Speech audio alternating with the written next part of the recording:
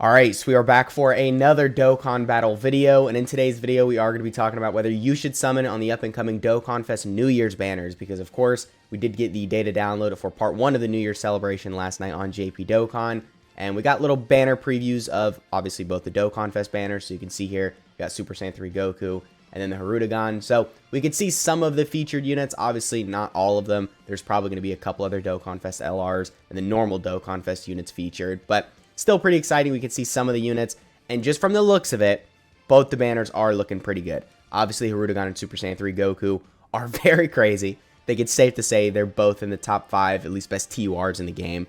And, you know, their kits are amazing. Their banners are looking pretty solid.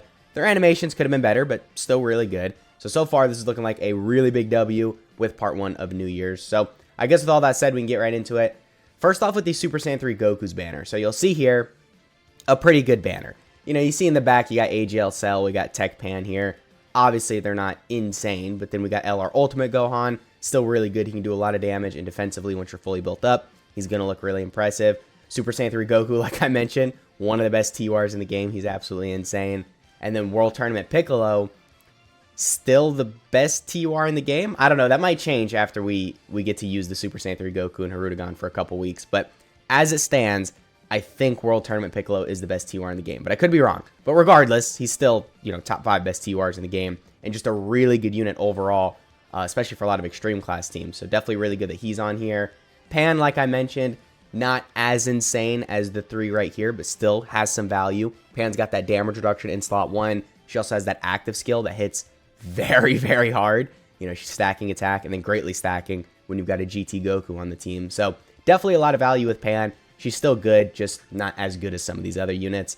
And then AGL Cell obviously isn't that great. He's aged a lot at this point. He's, what, almost 2 years old. So definitely not the greatest unit, but for newer players who don't have a lot of good options for their extreme class teams, or even if you've been playing for a while and you just don't have this guy, he'll still be pretty useful to pull because he's not horrible. He's not an absolute zero. Once you go into Perfect Cell, he can approach a million defense, and then he's got that 30% chance to dodge. And then I think he has some crits built in as well, and a lot of additionals. So he can do really good damage, and defensively he's not horrible. So he's still pretty useful, but just keep in mind, to get to that point where you're just barely surviving in difficult content, you have to go through the first form, and then you also have to go through the second form. So it's going to take a minute to get there, and throughout that time where you're in his first or second form, he's obviously a lot less impressive. So not the best unit, but still not a bad unit. And because the AGL Cell is featured on here, we could assume the STR Goku that exchanges into Gohan is also going to be featured on here because we don't see him on the Hirudegan's banner preview. So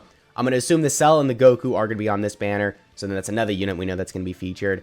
And the STR Goku, I mean, he's not bad. He's a little bit better than Cell because he's a dodging unit. And then when you exchange into Gohan, he's a guard unit.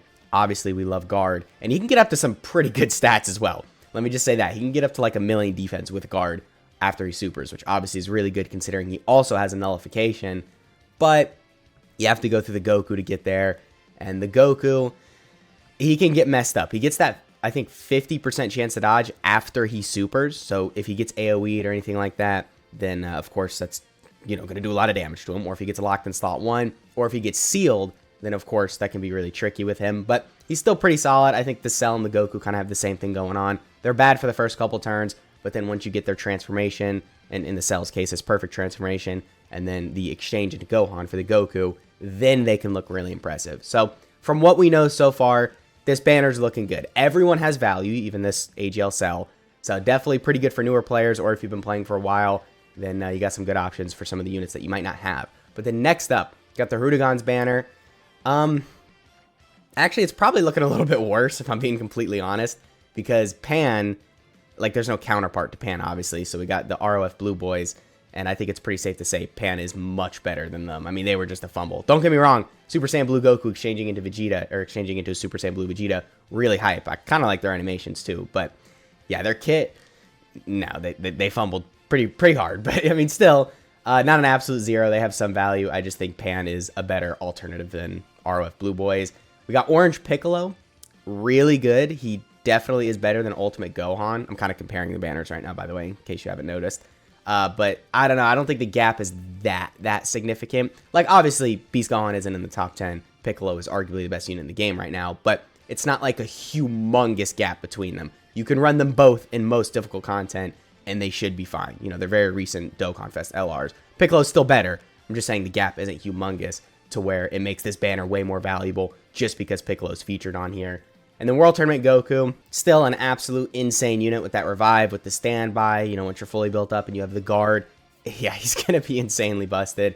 But then comparing him to Piccolo, obviously Piccolo is a little bit more impressive.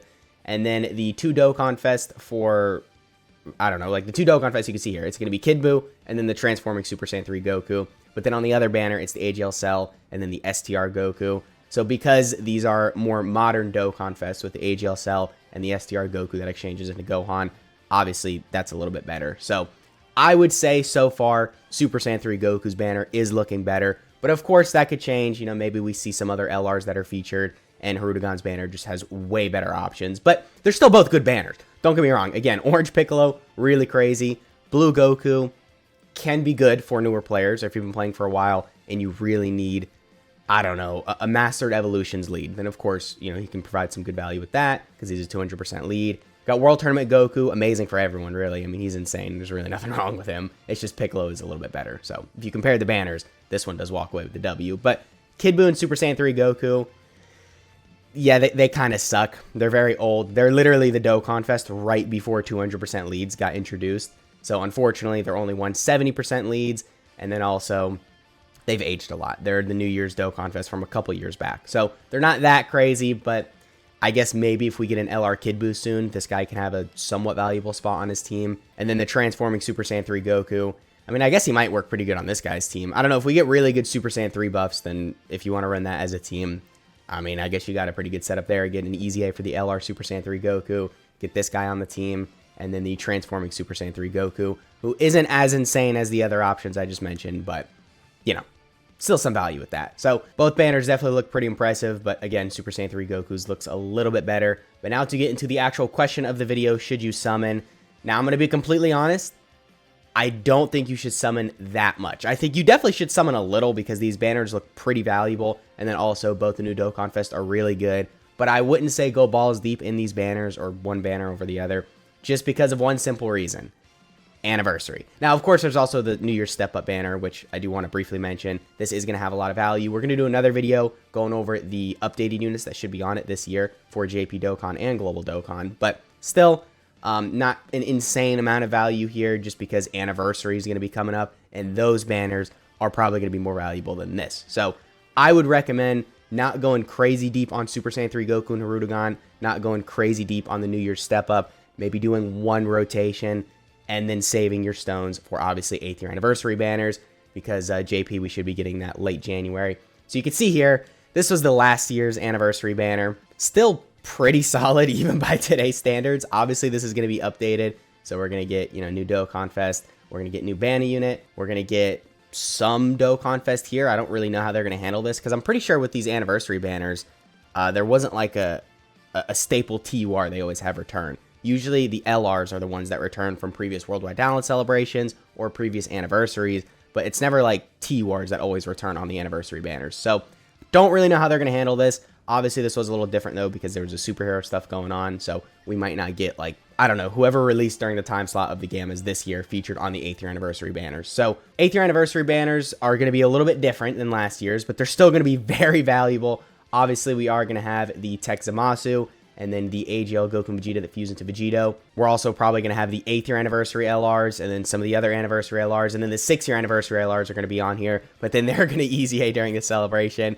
and dude, I'm telling you, their Easy A is going to be so crazy. And then also, potentially, if maybe we get like a Super Vegito and then a Super Gogeta, we could see the Buhan and then the STR Goku and Vegeta featured on these 8th year anniversary banners, and then they could Easy A.